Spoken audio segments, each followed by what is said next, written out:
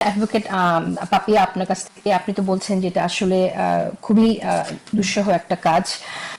তারপরও এই যে প্রতিশ্রুতি বা আশাবাদ যেটা আছে, আপনার কাছে কি মনে হয় যে আপনারা কোন কোন বিষয়কে আসলে সামনে রাখছেন এবং কিভাবে ডিল করবেন সেই প্রশ্নটি একটু শুনবো আপনার কাছে। কিন্তু পাশাপাশি একটি কথা একটু শুনতেই চাই আপনার কাছে। আমি দেখলাম যে মূল্যস্ফীতি নিয়ে বিএনপির প্রেস উইং একটি প্রধানমন্ত্রীর প্রেস উইং যে তথ্য দিয়েছে তিনি, সেখান থেকে বলা হচ্ছে বিএনপি সরকার 100 দিন মূল্যস্ফীতি কমে 8.71% নেমে এসেছে। কিন্তু বাংলাদেশ পরিসংখ্যান ব্যুরো বিবিএস কিন্তু তার সর্বশেষ হিসেবে বলছে এটা 9.42%, এবং এটা উল্লেখ করেছে এখানে 16 মাসের মধ্যে সর্বোচ্চ মূল্যস্ফীতি হয়েছে মে মাসে। আমি একটু আপনার কাছে শুনতে চাই যে এখানে 8.71 বলা হয়েছে বর্তমান মূল্যস্ফীতি, যেখানে আসলে সেটা বিবিএস এর পরিসংখ্যান 9.42, সেটা কি আসলে স্টাডির ঘাটতি নাকি আসলে অর্থনীতির আসল চিত্র নিয়ে আপনারা বিব্রত?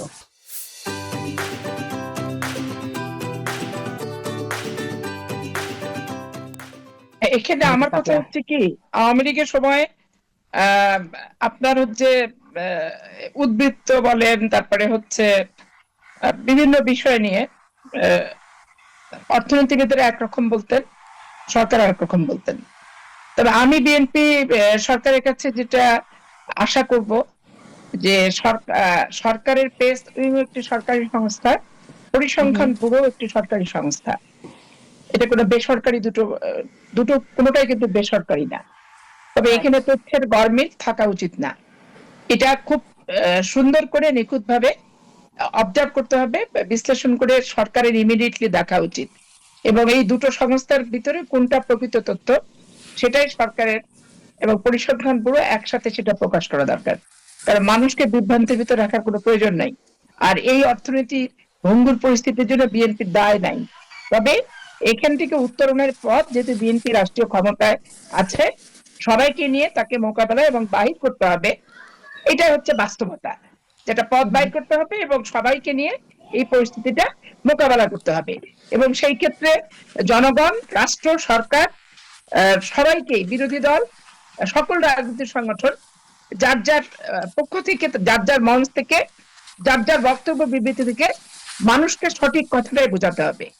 এখানে বিএনপি ক্ষমতায় গেছে জন্য সব বিএনপি দায়, বিএনপি অযোগ্য হয়ে গেল, আর জামাত ইসলাম ক্ষমতায় চলে গেলে একবারে সফল রাষ্ট্রে পরিণত হতো। এই যে দোষারোপের রাজনীতি বিগত আমলের, নতুন বাংলাদেশের বন্দোবস্তের কথা বললেও আসলে তো এই আধুনিক তরুণদের কাছ থেকে এই কথাগুলির আমি পুনরাবৃত্তি দেখতে পাই, পুরাতন বন্দোবস্তের মতোই। বেসিক্যালি মুখে বললেও মানসিক এবং রুচিবোধের ভিতরে নতুনত্ব আমি কোনো কিছু কিন্তু দেখি না। আচ্ছা, আমাদের শেষ করে দিতে হবে। ধন্যবাদ আপনাকে। আপনি যেটা বলেছেন সবাইকে নিয়ে কাজ করার কথা, সবাইকে নিয়ে আপনার সবার মন্তব্য সমালোচনাকে আপনারা আমলে নিয়ে আপনারা সিদ্ধান্ত ইসলামিক নেবেন। ব্যাংক বলতে হবে, ইসলামিক ব্যাংক এখন এসালাম গ্রুপ তো ব্যবসায়ী, 30 সেকেন্ডস আমি শেষ করে দিতে হবে। সে একজন ব্যবসায়ী। এখন ইসলামিক ব্যাংক আর আওয়ামী লীগের আমলের যে ব্যাংক, একমাত্র বাংলাদেশে দুটো সংগঠন তাদের দলীয় প্রতিষ্ঠান তৈরি করছে ব্যাংকের।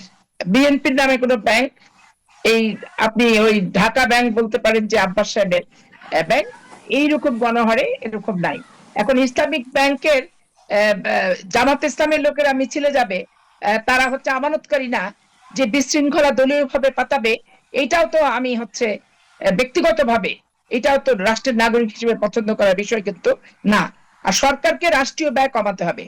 প্রশাসনিক কর্মকর্তা যখন তখন বিদেশে গেলাম, লম্বা একটা বাজেট করলাম, এগুলা কমাতে হবে। এমপি মন্ত্রীদের সরকার সেই উদ্যোগগুলো নেবে সেই আশাবাদ রাখছে, আশাবাদ রাখছে, এবং বিশেষ করে মূল্যস্ফীতি কমুক সেই আশাবাদ রাখে, কারণ মূল্যস্ফীতি বাড়লে সাধারণ মানুষের জীবন মানকে সেটা ভীষণভাবে প্রভাবিত করে।